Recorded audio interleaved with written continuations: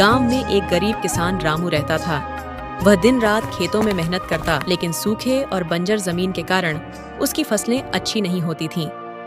घर में उसकी पत्नी सीता और बेटा मोनू थे, जो गरीबी से जूझ रहे थे। एक दिन रामू निराश होकर खेत के किनारे बैठा था। खुद से बातें कर रहा होता है, भगवान, इतनी मेहनत करता हूँ फिर भी पेट भरने को अनाज नहीं। आखिर कब तक यह दुर्दशा झेलनी पड़ेगी। तभी वहां से एक अजीब सा बूढ़ा व्यक्ति गुजरा।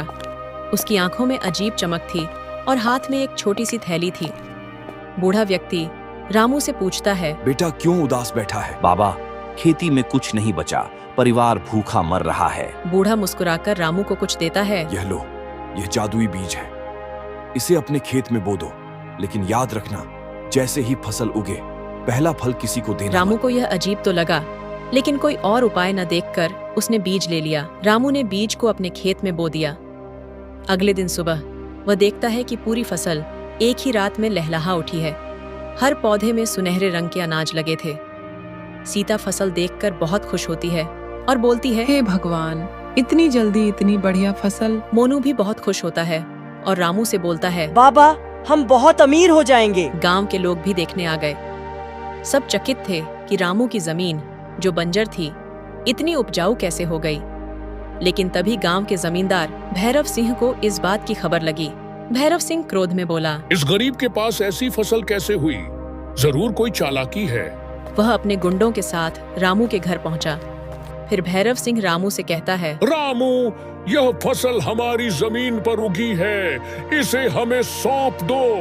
रामू डरते हुए भैरव सिंह बोलता है, नहीं सरकार, ये मेरी मेहनत की फसल है। भैरव सिंह गुस्से में बोला, हमारी बात नहीं मानी तो अंजाम बुरा होगा। रामू घबरा गया, लेकिन उसने किसी को फसल का पहला अनाज नहीं दिया, जैसा बूढ़े बाबा ने कहा था। रात को रामू ने देखा कि खेत से सुनहरी चमक उठ रही थी।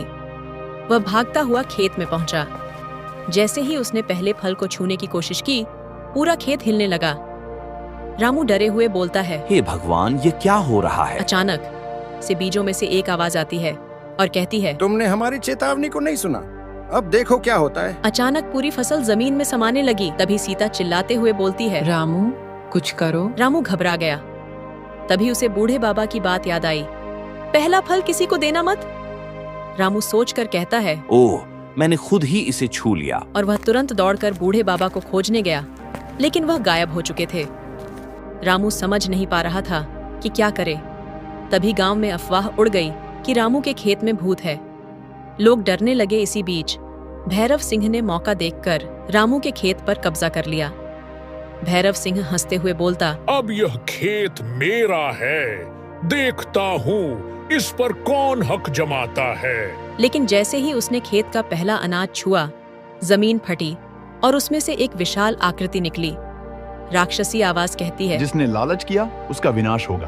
देखते ही देखते भैरव सिंह और उसके गुंडे खेत में समा गए। रामू घबरा गया। अचानक बूढ़ा बाबा फिर से प्रकट हुआ। तभी बूढ़ा व्यक्ति रामू से कहता है, बेटा, परीक्षा पूरी हुई, तुमने लालच नहीं किया, इसलिए अब यह खेत हमेशा उपजाऊ रहेगा। लेकिन याद रखना, इस फसल को सिर्फ मेहनतकशों में बांटना, लालचियों को नहीं देना। रामू की जिंदगी बदल गई। उसकी खेती हर साल बढ़िया होने लगी और उसने पूरे गांव की मदद की। लेकिन उसने कभी अपनी फसल लालची लोगों को नहीं दी। मोनू खुश होकर बोला है, अब हम कभी भूखे नहीं रहेंगे। रामू मुस्कुराकर कहता है, हाँ बेटा, लेकिन मेहनत और ईमानदारी ही असली दौलत है। कि गांव में सब खुशहाल हो गए और जादुई बीज की कहानी पीढ़ी दर पीढ़ी सुनाई जाने लगी।